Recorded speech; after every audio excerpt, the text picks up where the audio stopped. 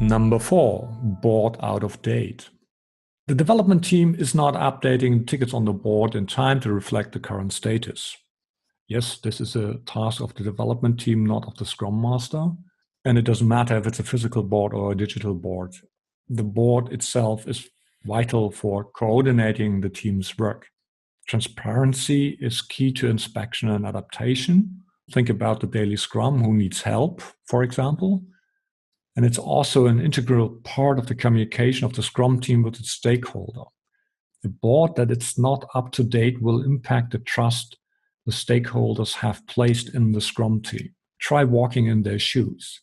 How shall they deliver software if they already fail at moving a few stickies? The problem is that this kind of issue may deteriorate the trust the stakeholders have in the team and may result in countermeasures on the side of the stakeholders.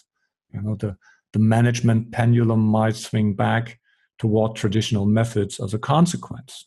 I like to say the road from Scrum to Prince 2 is paved with abandoned boards. So board out of date, one of my favorites are the notorious ones.